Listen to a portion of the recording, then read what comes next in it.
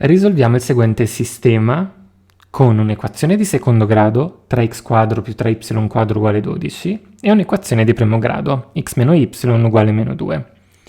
La prima chiaramente rappresenta l'equazione di una circonferenza, ma adesso lo vediamo meglio.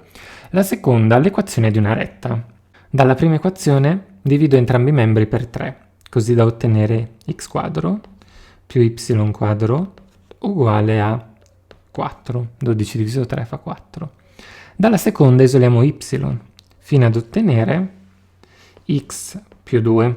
Qui magari si vede più chiaramente che la prima equazione è l'equazione di una circonferenza, perché abbiamo questi due termini uguali e questo termine positivo, quindi precisamente una circonferenza con centro nell'origine e raggio 2. La disegno.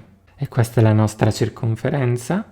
E poi y uguale a x più 2 è una retta con coefficiente angolare 1 che intercetta l'asse delle ordinate nel punto 2. Quindi posso disegnare anche questa. Quindi questa è y uguale x più 2.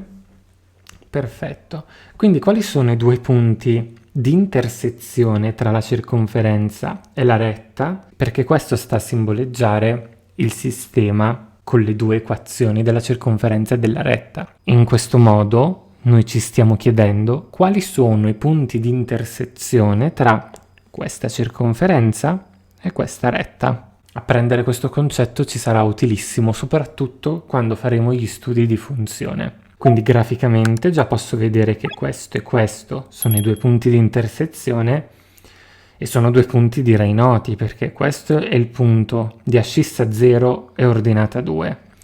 E questo è il punto di ascissa meno 2 e ordinata 0. E questi due punti sono le soluzioni del mio sistema. Proviamo ad ignorare il metodo grafico e procediamo applicando il metodo per sostituzione. Quindi ci siamo ricavati y dalla seconda, adesso lo prendiamo, questo valore di y, e lo sostituiamo proprio qui, al posto di y. Quindi ho x² più, al posto di y metto x più 2, che è questo qui, giusto? Abbiamo detto che coincide con y ed era al quadrato, uguale a 4. Svolgo il quadrato di un binomio, quindi x² più x² più 4x più 4, 2 alla seconda è 4, uguale a 4. Semplifico il 4, mi rimane x² più x² che fa 2x² più 4x uguale a 0. Posso raccogliere 2x, così da rimanere con x più 2 uguale a 0.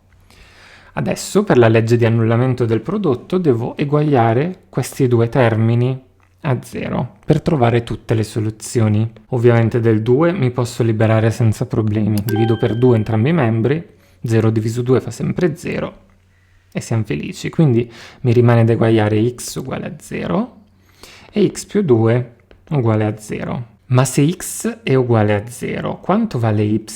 Per scoprirlo devo sostituire x uguale a 0 qui dentro.